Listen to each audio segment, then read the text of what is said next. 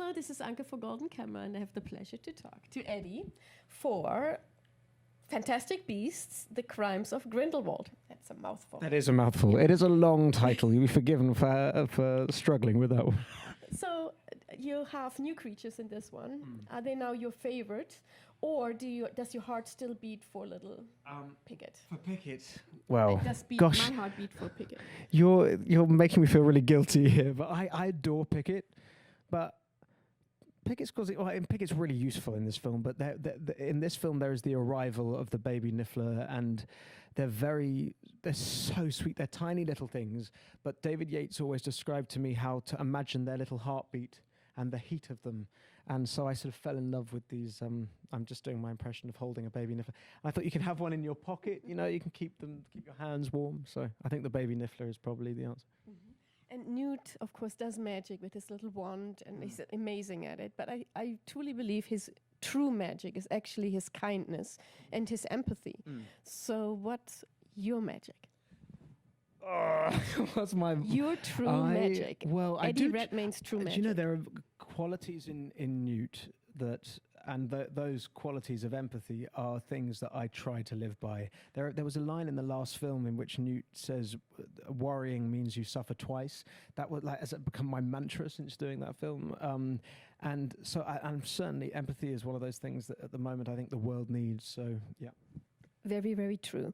And so I'm a woman, obviously, and I always carry a purse. And I felt so bad for Newt because he has to carry that suitcase everywhere. So what's in your life that you carry around everywhere? Well, do you know, weirdly, is I have a suitcase just like Newt's.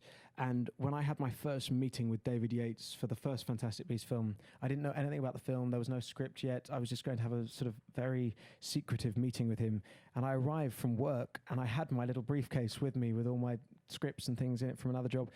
And I sat down, and he started telling me the story and about this case, and I started like gently kicking my suitcase back because I felt it looked like I'd come dressed as the character to the meeting. But now this suitcase, which has been a massive part of my life, I feel really embarrassed to walk around with it. I'm sort of, because it looks now like I'm trying to dress up as Newt all the time. So sadly, I do still travel with it a bit, but yeah. So I carry. It's a bit of a comfort blanket actually. I like carrying it. Oh, thank you so much. Just tell me quickly, or the audience rather, why they should go see Fantastic Beasts: The Crimes of Grindelwald.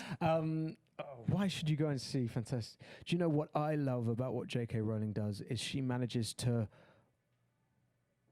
take all genres of movie, literally romantic comedies, buddy comedies. There are thriller aspects. There's kind of a darkness to it that she melds all of these into one story with a sort of intricate plot. But it still feels like you're diving into an escapist world. You know, you're getting you get the hug of the magic, and that's why I went and saw the Potter films, and that's why I would suggest you go and see Fantastic Beasts: The Crimes of Grindelwald.